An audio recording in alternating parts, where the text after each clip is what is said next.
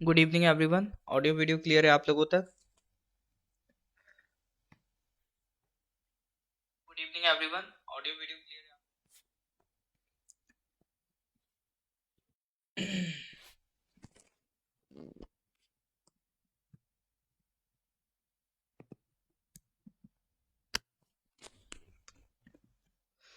तो सर सितंबर का current affairs हमें डिस्कस करना है आज, ठीक है?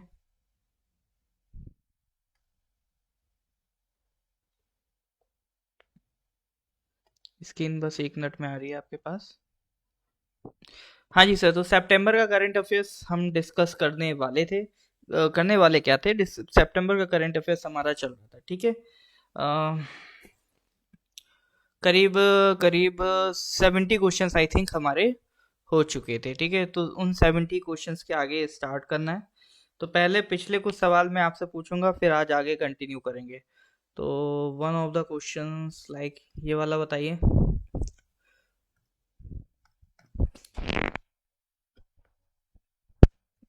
Recently, the government of India has announced to change the name of Rajpath and Central Vista Lawns to which of the following? अभी क्या था, अभी जो आपका इंडिया गेट है उसके ठीक सामने प्रेसिडेंट हाउस है, तो उसके बीच में जो रोड थी उसे हम कहते थे राजपथ। तो राजपथ का नाम बदल दिया गया है, ठीक है? और उस रोड के आसपास कई सारे गार्डन्स थे जिन्हें हम कहते थे लॉन्स, सेंट्रल विस्टा लॉन्स, तो उनके भी नाम बदल दिए गए हैं। तो अभी जो आपका जो राजपथ है उसका नाम बदल के क्या कर दिया गया है? बिल्कुल सर, करेक्ट आंसर इज कर्तव्य पथ। राजपथ का नाम बदल के क्या कर दिया? कर्तव्य पथ। Question number 46. Which of the following organizations has collaborated with WRI, World Resource Institute, to launch India's first national electric freight platform, eFast India? तो WRI के साथ मिलके जो एक प्लेटफॉर्म है eFast India, वो किसने बनाया? टाटा मोटर्स, ओला इलेक्ट्रिक, बजाज मोटर्स या नीति आयोग? बताइए सर, करेक्ट आंसर क्या होगा इसमें से? WRI के साथ मिलके इंडिया का पहला national electric freight platform eFast India किसने बनाया? ये सब हमारे पिछले क्वेश्चन हैं जो हम पहले कर चुके हैं, ठीक है?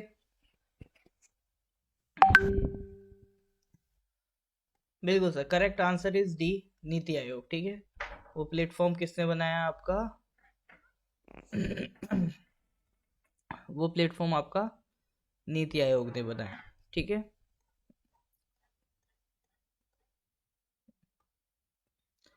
चलिए सर, आगे बढ़ते हैं अगले क्वेश्चन की तरफ।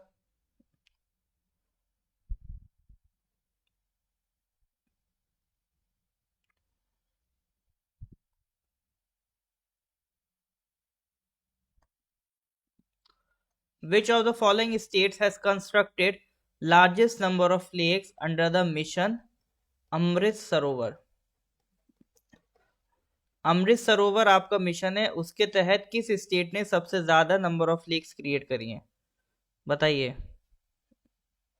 हाँ, अपना नीति आयोग, बिल्कुल। हाँ, जलवा है नीति आयोग का। हाँ जी। तो भैया इसमें तो कोई शक ही नहीं पैदा होता है, सबसे जो समृद्ध हमारा प्रदेश है उत्तर प्रदेश, उसका ये काम है, ठीक है? चलो जी। तो सर 70 क्वेश्चंस कर लिए थे, ठीक है? ये तो ये 68 था। लास्ट क्वेश्चन हमारा ये था, क्वेश्चन नंबर 70 की। अभी सर्बिया में आपका जो वर्ल्ड रेसलिंग चैंपियनशिप हो रहा है, तो पहली इंडियन विमेन रेसलर कौन है जो इस चैंपियनशिप में 2 मेडल्स जीत चुके हैं? तो इसका हमने आंसर देखा था, correct answer was Vinesh Phogat, ठीक है? तो यहाँ तक की क्वेश्चंस हमारे हो चुके थे। इसके आगे के क्वेश्चन सर आज हम स्टार्ट करेंगे। तो क्वेश्चन नंबर 71 से स्टार्ट करते हैं। तो क्वेश्चन नंबर 71 ये रहा आपके सामने। Which of the following is the first disease that is being targeted for CRISPR-based therapy in India? CRISPR-based therapy का मतलब क्या है? CRISPR बोले तो clustered, regularly interspaced, short, palindromic repeats। ये थोड़ा सा नाम समझने में मुश्किल होगी, लेकिन मैं इसका बेसिक मतलब समझा देता हूँ कि ये थेरेपी करती क्या है। देखो, जैसे मान लो बॉडी में कुछ प्रॉब्लम है, ठीक है? हमारी बॉडी में कुछ प्रॉब्लम है, कुछ जीन्स में प्रॉब्लम है, या आपको पता है कि हमारे जो कैरेक्टरिस्टिक्स हैं, पेरेंट्स से बच्चे में जो कैरेक्टरिस्टिक्स हैं वो किसके थ्रू ट्रैवल करते हैं? जीन्स के थ्रू ट्रैवल करते हैं।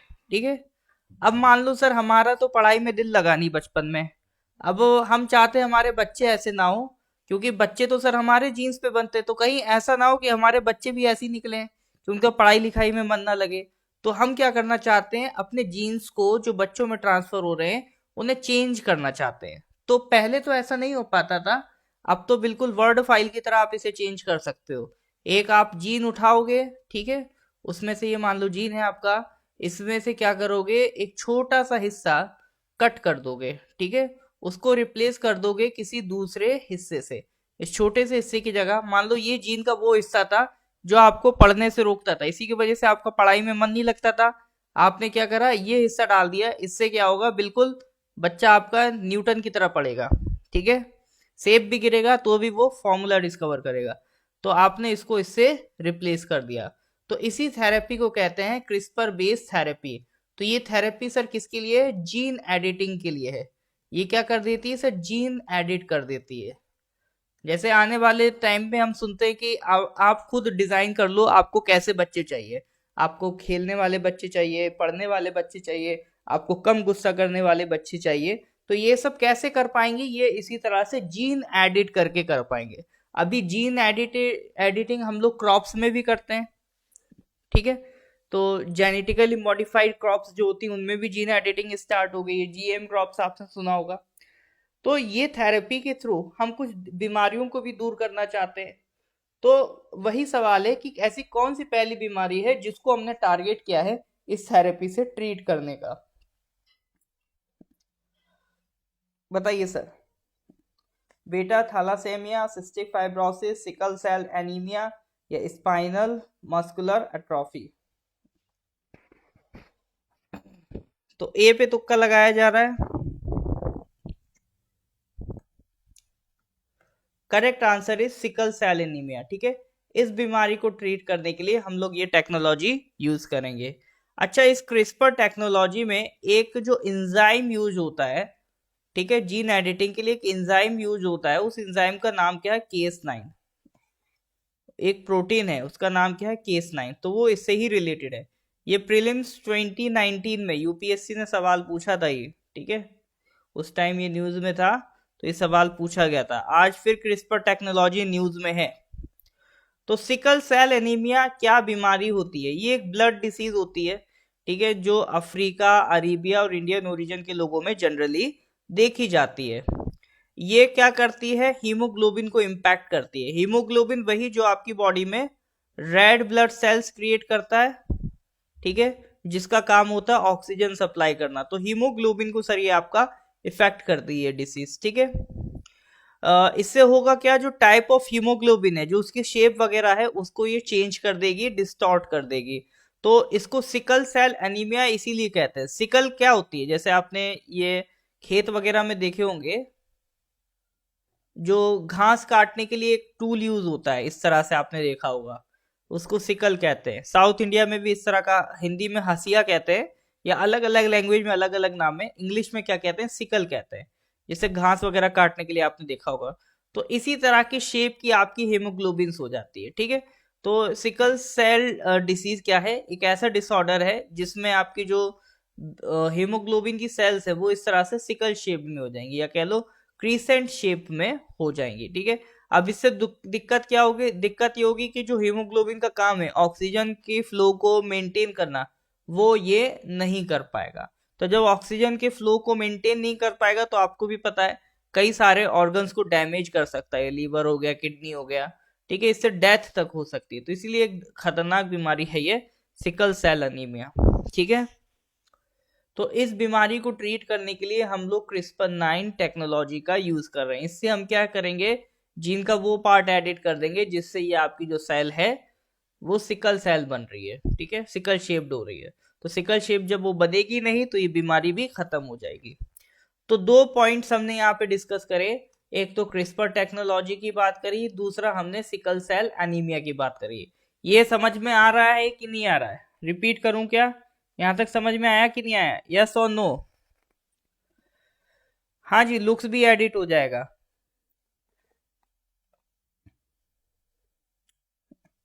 इज दैट क्लियर और नॉट? अगर क्लियर है तो एक बात हम सब दे दीजिए ताकि मुझे आइडिया लगे कि हाँ सर समझ में आ रहा है।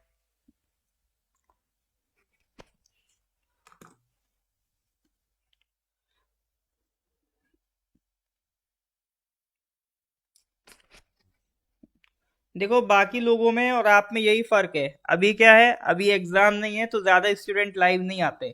जैसे ही एग्जाम नजदीक आ जाएगा तो एकदम से भीड़ आ जाएगी लाइव की। लेकिन सिलेक्शन उन्हीं का होता है जो कंसिस्टेंटली मेहनत करते हैं। ऐसा नहीं कि 2 दिन की चांदनी है बस आके चमक गए हो गया सिलेक्शन।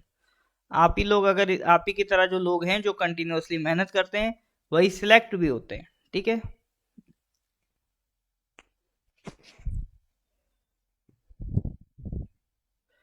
एग्जाम के लिए कोई कम पढ़ सकता है, कोई ज्यादा पढ़ सकता है, लेकिन ऐसा कोई बंदा नहीं मिलेगा जो कहे कि मैं सर बस 2 दिन पढ़ा मेरा तो सिलेक्शन हो गया। अगर वो 2 दिन बोल रहा है तो वो समझो कि जरूर पहले से काफी पढ़ता हुआ आ रहा है। वो कहना चाह रहा है कि सर बस लास्ट के 2 दिन मैंने थोड़ी जम के कर ली। ठीक है, कोई दिक्कत तो नहीं?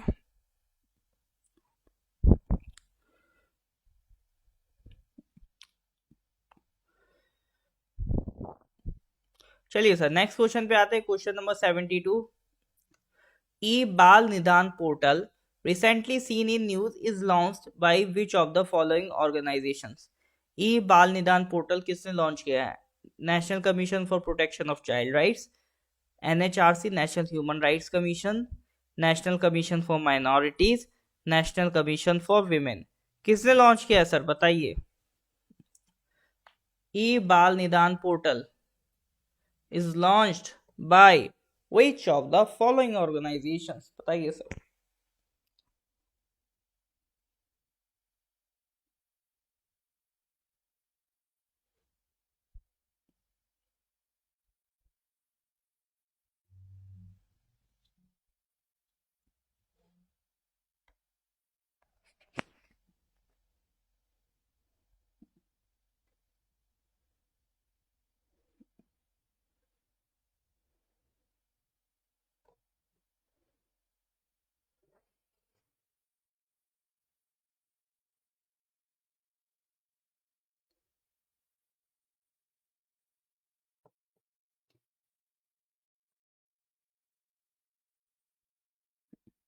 ये that's the spirit, that's the logic चलसा जी, यही तरीके होते हैं।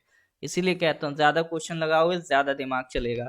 तो बाल से क्या लग रहा है सर?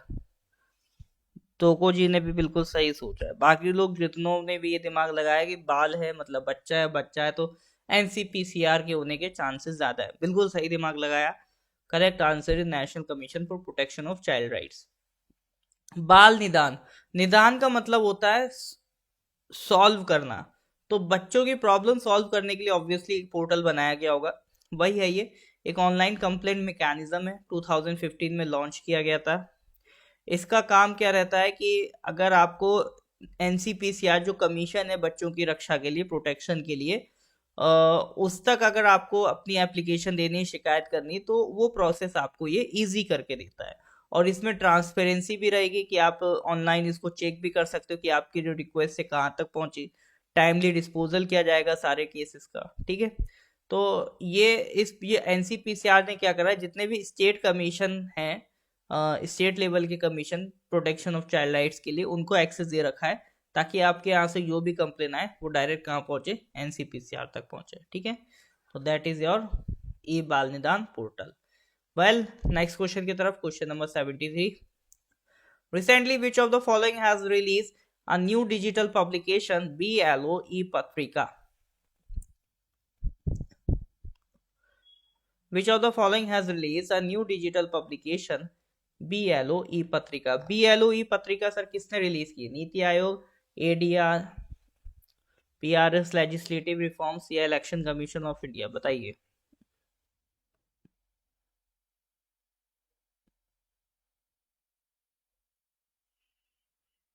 चलो भाई खाता खुल गया, मुबारक हो।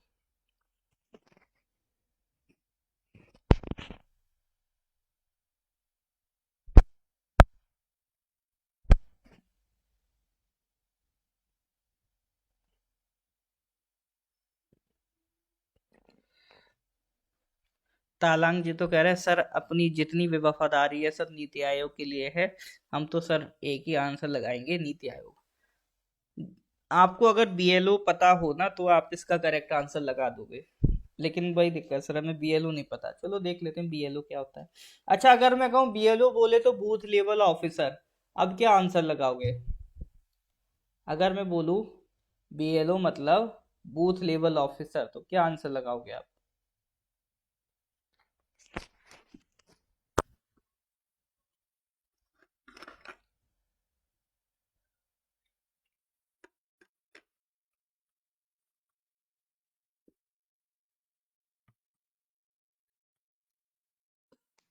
हाँ जी सर, क्या लगता है क्या होना चाहिए आंसर?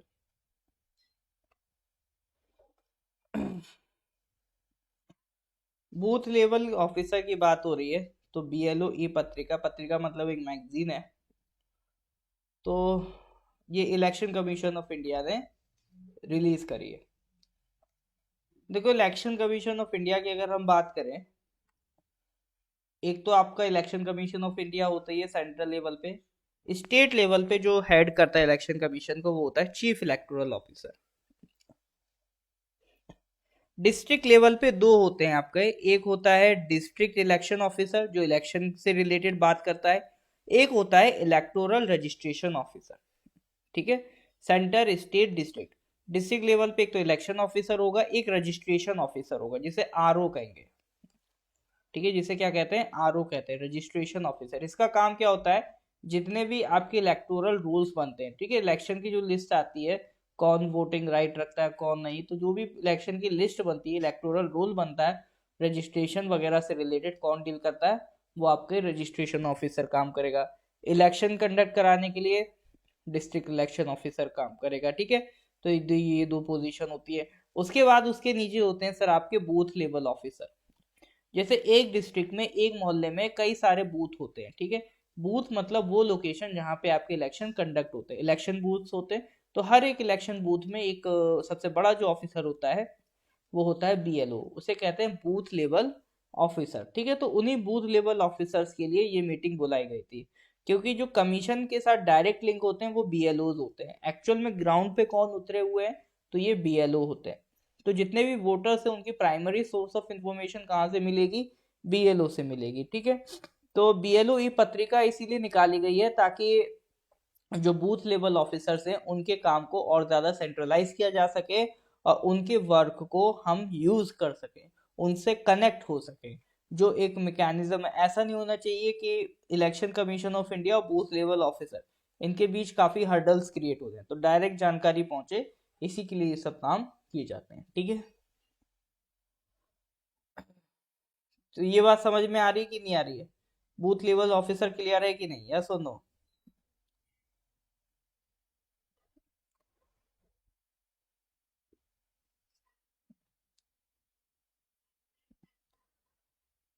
तनी भी ए पर ही टुक्का, चलो कोई दिक्कत नहीं।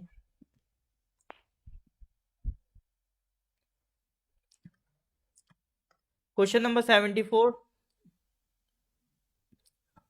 which of the following forces will deploy its first female camel riding squad? Indian army, BSF, सशस्त्र सीमा बल, सीआरपीएफ। बताइए, which of the following forces will deploy its first female camel riding squad? क्या आंसर होगा sir इसका?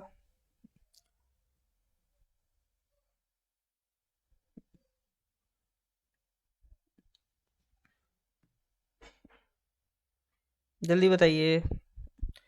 हाँ ये तो आसान सवाल है। अभी कैमल का स्क्वाड किसने ऐड किया है? बीएसएफ ने ऐड किया है। बीएसएफ क्या है? सेंट्रल आर्म पुलिस फोर्स का पार्ट है। सेंट्रल आर्म पुलिस फोर्स जो किसके कंट्रोल में आता है? होम मिनिस्ट्री के कंट्रोल में आता है। सेंट्रल आर्म पुलिस फोर्स में आपका सीआईएसएफ होता है, central industrial security force. CRPF होता है, central reserve police force. ITBP होता है, इंडो तिब्बतन बॉर्डर पुलिस। सशस्त्र सीमा बल होता है, ठीक है, और एक होता है आपका border security force. Border security force आपको किधर दिखेगा? जो भी पाकिस्तान और बांग्लादेश वाला बॉर्डर है वहां पर आपको कहाँ कौन काम करता दिखेगा? बीएसएफ काम करता दिखेगा। ठीक है, along the Pakistan and Bangladesh border. कहीं कहीं पर लेफ्ट विंग एक्सट्रीमिज्म वाले एरियाज में भी ये देखने को मिल जाएगा। बाकी लेफ्ट विंग एक्सट्रीमिज्म जैसे जहाँ नक्सलवाद वगैरह है वहां पर जनरली आपको वैसे तो सीआरपीएफ देखने को मिलता है, बट कहीं कहीं पर बीएसएफ को भी लगा दिया जाता है। बीएसएफ के बारे में कुछ जानकारी। बीएसएफ कब क्रिएट हुई थी? 1965, 1 दिसंबर 1965। देखो जितनी भी फोर्सेस क्रिएट होती है उनके पीछे सबकी अपनी अपनी कहानी होती है। बीएसएफ क्रिएट करने का रीजन था 1965 का पाकिस्तान से वॉर। तो 1965 में हमने पाकिस्तान से वॉर लड़ा, तब हमें एक और फोर्स की जरूरत पड़ी जो बॉर्डर को गार्ड करे, तो उसके लिए हमने क्या क्रिएट की? बीएसएफ। ठीक है, हेडक्वार्टर तो वो दिल्ली होगा, ये याद रखना। इसका फाउंडेशन डे कब बनता है? 1 दिसंबर 1965। ठीक है, तो ये बीएसएफ का foundation day. Next, coming to the next question, PM Pranam scheme recently seen in news is related to which of the following? Chemical fertilizers, tactical fertilizers, electric vehicles या school education? PM Pranam scheme. Sir Pranam तो हम school में करते हैं, तो sir school होना चाहिए ऐसे, तो इसमें ऐसे ऐसे लॉजिक लगते हैं। अब आप देखो आपका इंट्यूशन क्या कहता है। कैमिल्स में इसलिए राइड करते हैं जैसे पाकिस्तान के साथ जो हमारा बॉर्डर है वो लगता है आपका, जैसे राजस्थान से लगता है, जम्मू कश्मीर से लगता है, पंजाब से लगता है। तो जो राजस्थान वाला बॉर्डर है वो डेजर्ट एरिया है, तो डेजर्ट एरिया में कैमल्स ज्यादा अच्छे से वर्क करते हैं। आपने देखा होगा कि मतलब रेगिस्तान में ऊंटों की सवारी, तो डेजर्ट्स में उनकी वर्किंग की वजह से, फिजिबिलिटी की वजह से कैमल्स यूज कर लिए जाते हैं वहां पे।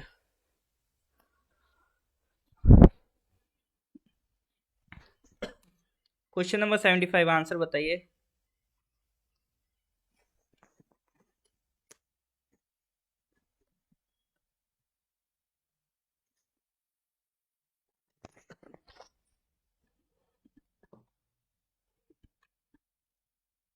पीएम प्रणाम स्कीम, अब वही है सर, हमने सोचा प्रणाम मतलब स्कूल, स्कूल नहीं है भैया। Correct answer is chemical fertilisers. ठीक है, केमिकल फर्टिलाइजर। प्रणाम की जो फुल फॉर्म पता होती तो आप कर पाते से।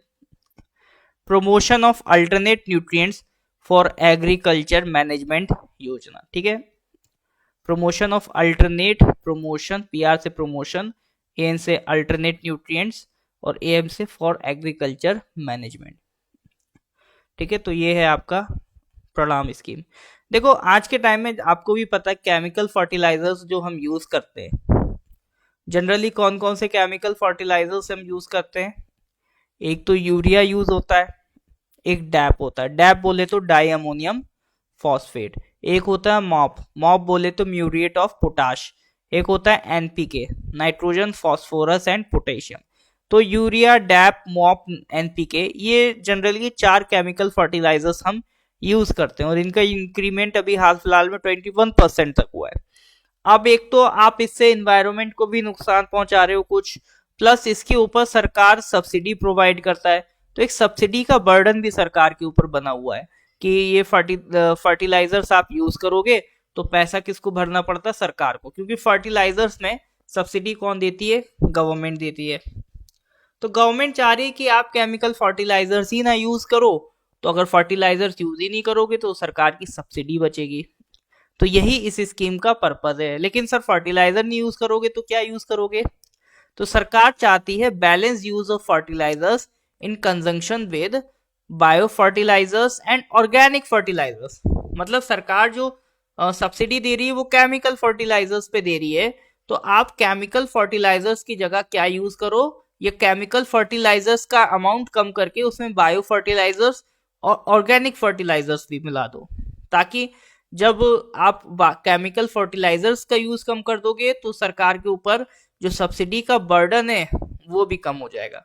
ये सरकार का एम है to bring down the subsidy burden on chemical fertilisers. ठीक है, जो उम्मीद की जा रही है इस साल तक 2.25 लाख करोड़ पहुंच जाएगा, पिछले साल से 39% ज्यादा, तो उसको सरकार कम करना चाहती है। ठीक है, तो उसके लिए सरकार क्या है, अलग अलग बायो फर्टिलाइजर्स निकालेगी और सिखाएगी किसानों को कि आप इनको भी यूज कर सकते हो। ठीक है, तो that is your scheme PM प्रणाम। प्रणाम में क्या फुल फॉर्म है? promotion of agricultural promotion of alternate nutrients for agricultural management। ठीक है, तो दैट इज योर प्रणाम स्कीम।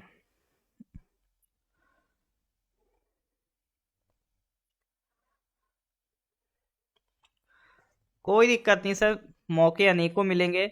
ऐसा नहीं है कि करंट अफेयर्स क्लास आज इतना लास्ट है ना, कि मतलब आज अगर खाता नहीं खुला तो सर कभी नहीं खुलेगा।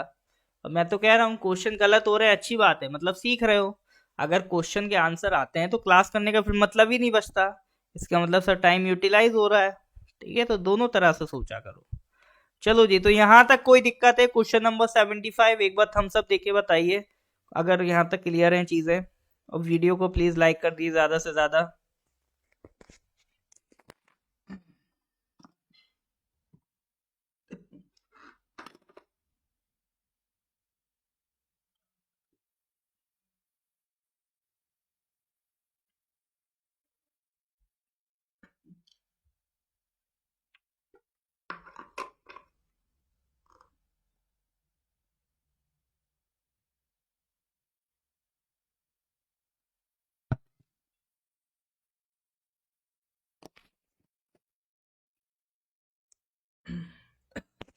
All right sir.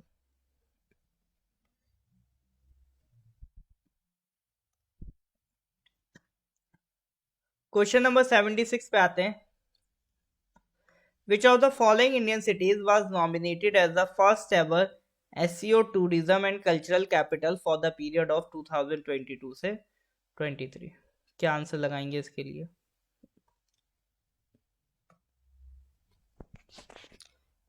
Which of the following Indian cities was nominated as the first ever SEO tourism and cultural capital for the period of 2022 से 23?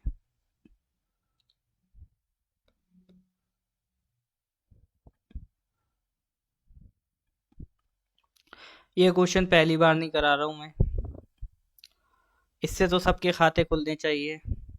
जिन जिन का खाता बकाया रह गया है सब खोल लो अपने खाते। ये क्वेश्चन पहली बार नहीं करा रहा हूँ, ठीक है। Correct answer is Varanasi. अभी एससीओ की समिट हुई थी, आपको भी बताया। पिछली बार हमने एससीओ समिट की बात करी थी, शंघाई कोऑपरेशन ऑर्गेनाइजेशन। मेंबर्स की बात नहीं करी थी। मेंबर्स ही आपके Russia, Kazakhstan, Uzbekistan, Kyrgyzstan, Tajikistan, Pakistan, India, China, ये मेंबर्स हैं।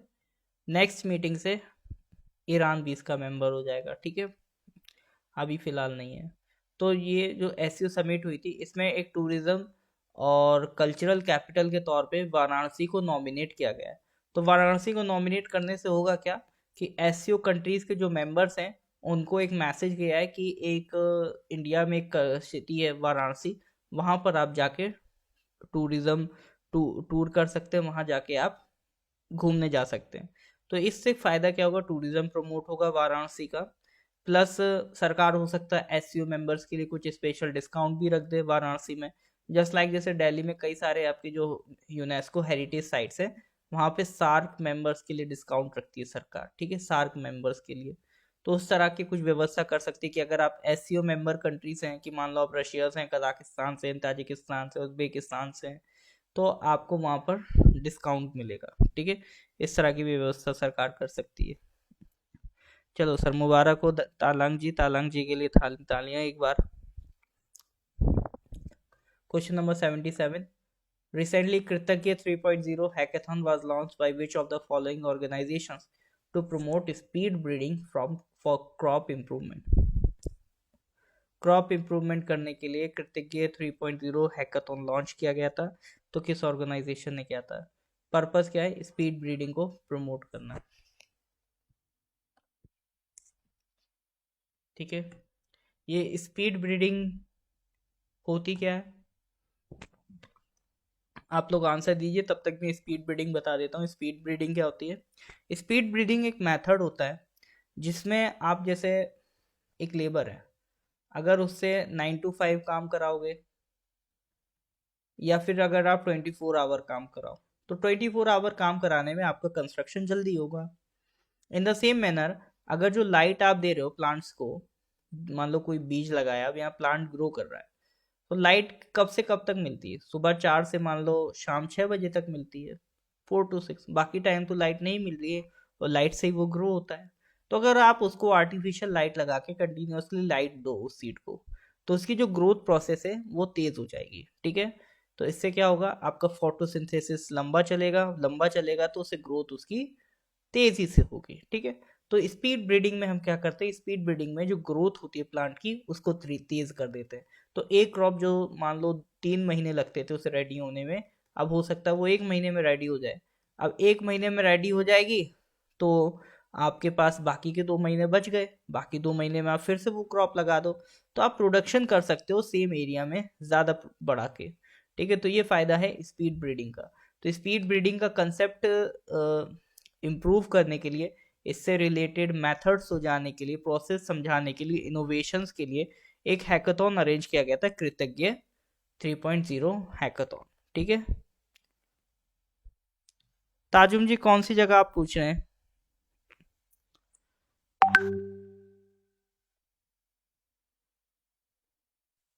यहाँ पे और नेट भी ओके। ओ सुकन्या जी अपना ध्यान रखिए, ठीक है। मैं तो कहूँगा आज आप ऑफ ले लीजिए, बाकी नेक्स्ट क्लास पे इसको कवर कर लीजिएगा, ठीक है। We will pray for the Namsai people कि बाकी मतलब कोई कैजुअलिटी ना हो, ठीक है। ओके, स्क्रीन ब्लर के लिए तो आपका इंटरनेट का प्रॉब्लम होगा, हो सकता है इस वजह से ऐसा हो।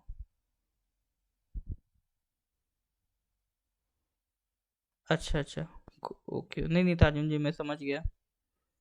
चलिए जी, तो इसका आंसर दीजिए, यह हैकाथॉन ऑर्गेनाइज किसने कराया है? ओके सुकन्या जी, तो फिर आप एक काम करिए, आप पढ़िए मत, मतलब देखिए मत, सुनिए ज़्यादा, ठीक है, सुनने पे ज़्यादा फोकस करिए। कृतज्ञ 3.0 हैकाथॉन किसने ऑर्गेनाइज कराया? ये ऑर्गेनाइज कराया आपका Indian council for agricultural research, ICAR। Agriculture से रिलेटेड जितनी रिसर्च होती है, एग्रीकल्चर से रिलेटेड जो भी इंडिया में पढ़ाया जाता है, तो उन सबको कौन मैनेज करता है? ये ICAR मैनेज करता है, ठीक है। तो ये हैकाथॉन इसीलिए ऑर्गेनाइज किया गया था, जैसे स्पीड ब्रीडिंग हो गई या फिर और भी इनोवेटिव सॉल्यूशंस हो गए in the field of agriculture, उनको हाईलाइट करने के लिए, उनके रिगार्डिंग अवेयरनेस बढ़ाने के लिए। सुकन्या जी बिल्कुल सही बात आपने कही, कंसिस्टेंसी बिगड़ना ज़्यादा ख़राब होता है, और अच्छा लगा कि आपने कंसिस्टेंसी पे फोकस किया, क्योंकि कंसिस्टेंसी ही सबसे ज़्यादा ज़रूरी है आपके एग्ज़ाम के लिए। कोई दिक्कत नहीं, तो सब चलता है, आपको कोई डाउट हो मेरे से अलग से पूछ लेना, नंबर तो है हो गई आपका आपके पास मेरा, ठीक है। क्वेश्चन नंबर 78 पे आते हैं sir. Recently the US agency for international development, US Agency for International Development, and which of the following organizations has launched the Doordarshan and YouTube series titled दूर से नमस्ते? एक सीरीज आई है सर, दूर से नमस्ते,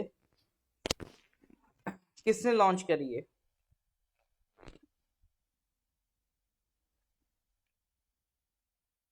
इसमें एक तो US agency for international development है, और दूसरी बॉडी कौन सी है? फिर सर ऑप्शन में नीति आयोग दिख गया, और हमारी वफादारी तो सर नीति आयोग की तरफ है, कुछ भी हो जाए सर हमें तो नीति आयोग ही आंसर डालना है। दूर से नमस्ते तो लग रहा है सर ये कोविड ओविड से रिलेटेड कुछ होगा, और सब ने एक झटके में आंसर दे दिया डी, यूनानिमसली सबका आंसर गलत है, क्योंकि करेक्ट आंसर इज यूनिसेफ, ठीक है। तो ये वेब सीरीज कौन लेके आ रहा है? आपका US की एजेंसी के साथ यूनिसेफ लेके आ रहा है, ठीक है। तो ये इसमें आपका कोरोना से अवेयरनेस वगैरह देंगे कि किस तरह से आप अब मतलब 2 गज की दूरी, मास्क के जरूरी, वही सब इसमें पढ़ाया जाएगा, ठीक है। तो यूपीएससी से रिलेटेड फैक्ट्स आपके क्या हैं कि नेम है आपका United Nation children fund, UNICEF की फुल फॉर्म क्या है? United Nations children's fund. पहले इसकी फुल फॉर्म अलग होती थी, बट अभी United Nation international children emergency fund, पहले ये फुल फॉर्म होती थी, अब फुल फॉर्म तो चेंज कर दी है, लेकिन जो एक्रोनिम है वो अच्छा लगता है यूनिसेफ, तो उसे चेंज नहीं किया हमने, तो यूनिसेफ अभी भी चल रहा है। बाकी फुल फॉर्म क्या है? United Nation children's fund. कोई भी इंटरनेशनल ऑर्गेनाइजेशन हो, सबसे ज्यादा जरूरी क्या होता है सर? उसका हेडक्वार्टर वो है न्यूयॉर्क, यूएसए में, ठीक है। इंडिया इसका मेंबर है, चिल्ड्रन वेलफेयर का काम करती। कब बनी थी ये सर? हमारी आजादी से पहले बन गई थी 1946 में, ठीक है। चलो, तो ये सारी जानकारी किससे थी सर? दूर से नमस्ते के बारे में। तो वही सारी बातें करेंगे। 2 गज दूरी, मास्क है जरूरी, ठीक है। Question number 79। Recently, Swati Piramal has been conferred with the Chevalier de la Legion d'Honneur, मतलब knight of the legion of honour. ये किस कंट्री का हाईएस्ट सिविलियन अवार्ड है? तो जो स्वाति पीरामल जी को मिला है knight of the legion of honour, किस कंट्री का ये हाईएस्ट सिविलियन अवार्ड है? जैसे इंडिया का हाईएस्ट सिविलियन अवार्ड क्या है? अपना भारत रत्न। इसी तरह से ये किसी और कंट्री का हाईएस्ट सिविलियन अवार्ड है। किसका है सर?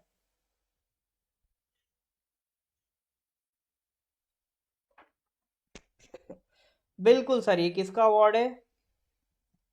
ये हाईएस्ट अवार्ड फ्रांस का है।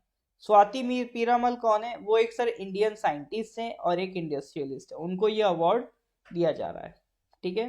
उन्होंने कई सारी फील्ड में काम किया, including business and industry, science, medicine, art और कल्चर। और उन्होंने इंडिया और फ्रांस के टाइज को स्ट्रेंथन करने में भी काफी मदद की है, ठीक है। तो इसी के लिए उनको इस अवार्ड से नवाजा जा रहा है।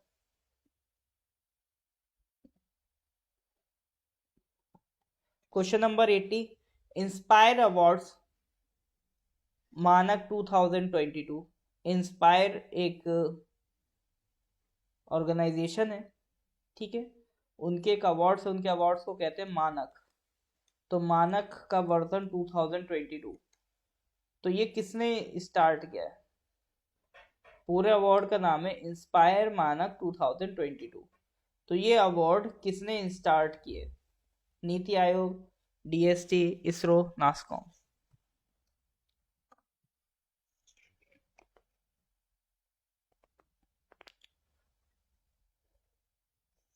हाँ ऐसी अतरंगी भाषा तो फ्रांस है। अरे हमारे लिए अतरंगी है, उनके लिए हमारी भाषा अतरंगी है।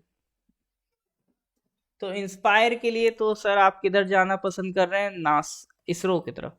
Correct answer is department of science and technology. ये अवार्ड है क्या? देखो, ये अवार्ड देता तो आपका डीएसटी है, और ये किससे रिलेटेड है? स्टार्टअप इंडिया से रिलेटेड है। इसके तहत होता क्या है? जो दुनिया भर के गवर्नमेंट और प्राइवेट स्कूल्स के बच्चे हैं, किसी भी बोर्ड के हों, सेंट्रल सीबीएसई के हों, आईसीएसई के हों, स्टेट गवर्नमेंट के हों, उन बच्चों को बुलाया जाता है, ठीक है। और उनको 10,000 की फाइनेंशियल सपोर्ट दिया जाता है। फाइनेंशियल सपोर्ट इसलिए देते हैं, इसलिए नहीं देते कि वो जाके सर घर पे चूरन खा लें या आलू चाट खा लें। ये दिया जाता है ताकि वो कोई प्रोटोटाइप डेवलप करके लाएं, स्टार्टअप का, नए बिजनेस का कोई आइडिया क्रिएट करके लाएं, ठीक है। तो इस वजह से उनको फाइनेंशियल सपोर्ट दिया जाता है। तो इससे क्या होता है? आप फ्यूचर इनोवेटर्स क्रिएट कर रहे हो, क्रिटिकल थिंकर्स क्रिएट कर रहे हो। जब आप बच्चों को दे दिए कि 10,000 ले जाओ, अब कोई नया बिजनेस आइडिया सोच के आओ, कोई मशीन बना के लाओ, कोई मैकेनिज्म बना के लाओ जो हमारे आने वाली सोसाइटी को फायदा कर सके, ठीक है। तो इसलिए बनाया गया आपका ये इंस्पायर मानक 2022 अवार्ड, ठीक है सर। ये कौन चलाता है? ये चलाता है आपका department of science and technology. Is that clear और नॉट? यहां तक किसी को कोई डाउट है सर?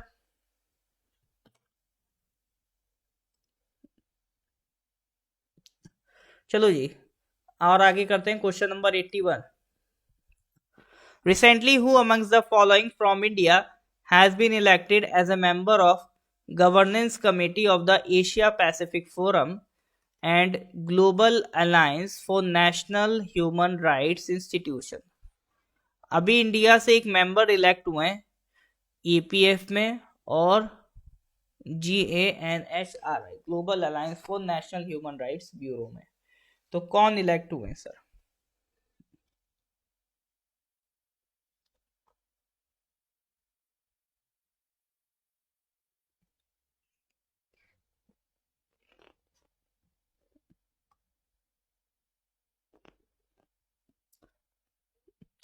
क्वेश्चन नंबर 81 का करेक्ट आंसर बताइए सर।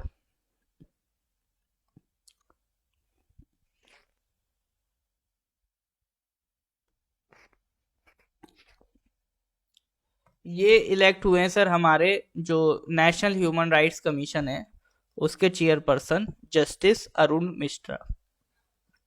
ठीक है, he has been elected as a member of Asia Pacific forum और global alliance for national human rights institution. तो बात कर लेते हैं सर, वो किसके चेयरपर्सन है? NHRC, national human rights commission के चेयरपर्सन है। तो एनएचआरसी की बात कर लेते हैं। तो एनएचआरसी एक इंस्टीट्यूशन है, ये स्टैट्यूटरी बॉडी, कॉन्स्टिट्यूशनल नहीं है। ठीक है, सबसे पहली बात, इसका काम क्या है? इंडिया में ह्यूमन राइट्स की देखभाल करना, ये चेक करना कि कहीं पर किसी भी कम्युनिटी का, कि कहीं भी लोगों के ह्यूमन राइट्स का वायलेशन हो तो नहीं हो रहा है ना। ठीक है, तो ह्यूमन राइट्स के वायलेशन को रोकने के लिए ये बॉडी बनाई गई है। ये बनी थी सर 1993 में। इंटरनेशनली एक कन्वेंशन बना था ह्यूमन राइट्स को प्रोटेक्ट करने के लिए 1991 में, जिनको हम कहते हैं पेरिस प्रिंसिपल्स।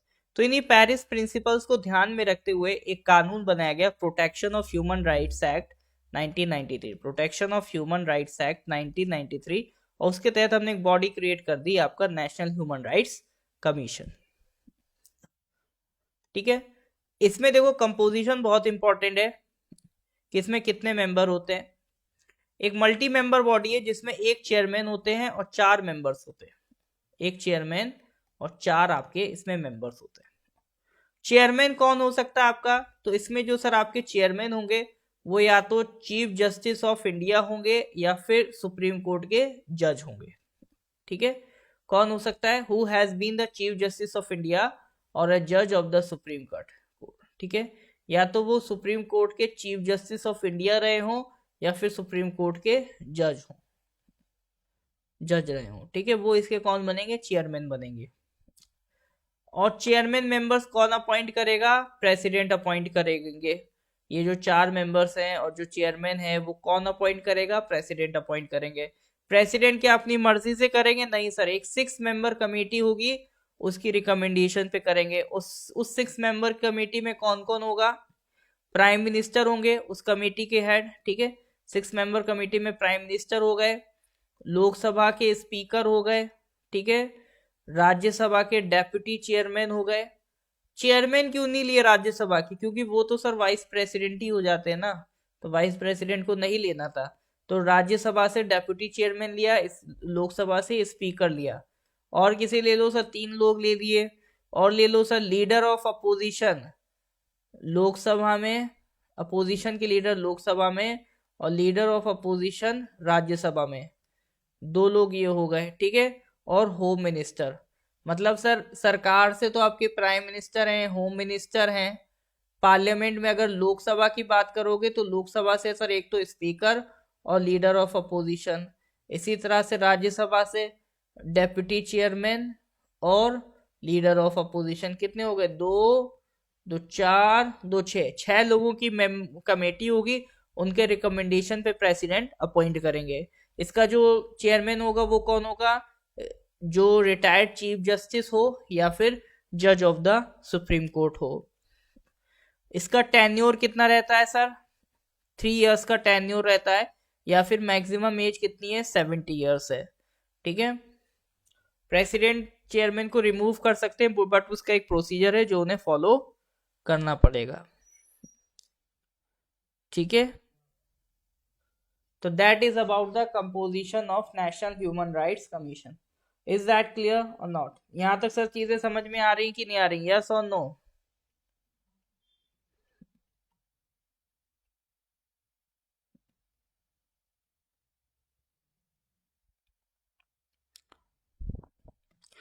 अगर क्लियर है तो please give me thumbs up.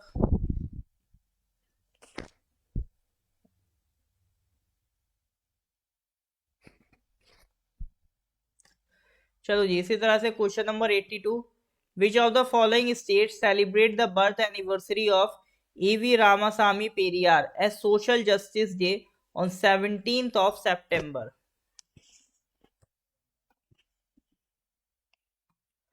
17 सितंबर को पेरियार साहब का जन्मदिन होता है, और उनका जन्मदिन कौन सा state as social justice day celebrate करता है, ये क्वेश्चन है।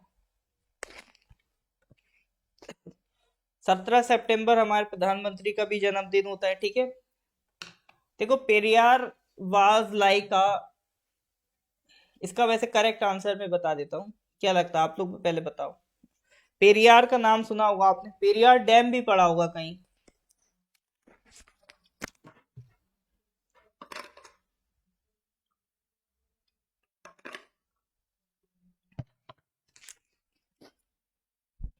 तो उनका जन्मदिन as a social justice day celebrate करता है तमिलनाडु, ठीक है। Correct answer is Tamil Nadu. क्योंकि पेरियार जो थे वो वहां के गांधी कहलाते थे। उनका जो एक मूवमेंट बहुत फेमस हुआ, सेल्फ रेस्पेक्ट मूवमेंट, जो तमिल्स की सेल्फ रेस्पेक्ट की बात करता है। 1879 में उनका जन्म हुआ था। पहले वो कांग्रेस वर्कर थे, फिर गांधी जी के साथ उनका झगड़ा हो गया, ठीक है। क्योंकि कुछ मसला हो गया था, सेपरेट डाइनिंग बनी थी ब्राह्मण और नॉन ब्राह्मण स्टूडेंट्स के लिए, तो उस बात को लेके एक गांधी जी से विवाद हो गया था। उसके बाद उन्होंने पार्टी छोड़ दी 1925 में, और जस्टिस पार्टी के साथ मिल गए और सेल्फ रेस्पेक्ट मूवमेंट स्टार्ट कर दी। सेल्फ रेस्पेक्ट मूवमेंट का मतलब वही था, जातिवाद खत्म करो, जो डोमिनेंस है ब्राह्मण्स की उसको अपोज किया। फिर पेरियार की फेम जो थी पूरे तमिल रीजन में फैल गई, और एक फेमस सत्याग्रह वाइकॉम सत्याग्रह ऑफ 1924। तो वाइकॉम सत्याग्रह में याद रखना कौन इन्वॉल्व थे, आपका पेरियार साहब इन्वॉल्व थे, ठीक है। पर्पस यही था कि वाइकॉम टेम्पल में जो आपके लोअर कास्ट के लोग हैं उनको भी पब्लिक पाथ यूज करने की इजाजत मिले, वरना पहले ऐसा नहीं था। जो लोअर कास्ट के लोग थे उन्हें, उनके लिए अलग रास्ता था, वो पब्लिक पाथ को यूज नहीं कर सकते थे, ठीक है। फिर उनको बाद में वाइकॉम विरार भी कहा गया, हीरो ऑफ वाइकॉम। 1940 में उन्होंने एक पॉलिटिकल पार्टी भी क्रिएट करी, द्रविदर कजागम, डी के, ठीक है। अब तो अलग अलग बन गई हैं, डीएमके आई है, डीएमके, पर उन्होंने जो कौन सी स्टार्ट करी थी, डी के पार्टी, ठीक है। इसमें आपके तमिल, मलयालम, तेलुगु, कन्नड़ ये सारे स्पीकर्स इन्वॉल्व थे। फिर बाद में उन्होंने सोशल रिफॉर्मर बन के सोशल कल्चरल जेंडर इनक्वालिटीज की बात करी, ठीक है। फिर उन्होंने बात करी फेथ जेंडर ट्रेडिशन से रिलेटेड बात करी। 1973 में उनकी डेथ होती है। फिर ठीक है, तो उनको क्या क्या नामों से पुकारा जाता था, Thanthai Periyar, father figure of modern Tamil Nadu, मतलब तमिलनाडु के कह सकते हो वो गांधी थे एक तरीके के। हाँ, पेरियार डे मुनि के नाम से। तो पेरियार नदी भी आपने सुनी होगी। तो वो कह सकते हो कि जो गांधी थे, मतलब साउथ के आप कह सकते हो, तमिलनाडु के गांधी कहलाते थे वो, क्योंकि सोशल रिफॉर्म के लिए उन्होंने काफी काम किया। इसमें दो तीन बातें ज्यादा ध्यान रखना, सेल्फ रेस्पेक्ट मूवमेंट उनसे रिलेटेड है, दूसरा वाइकॉम सत्याग्रह उनसे रिलेटेड है, ठीक है सर। ऑल राइट, तो that was all about Periyar. चलिए सर, तो आज फिर इतने ही क्वेश्चन करते हैं, इसके आगे के question we will discuss in the next class. तो अपना ध्यान रखिए, ठीक है। चलिए फिर सब मिलते हैं नेक्स्ट क्लास में, till then good bye, have a nice day.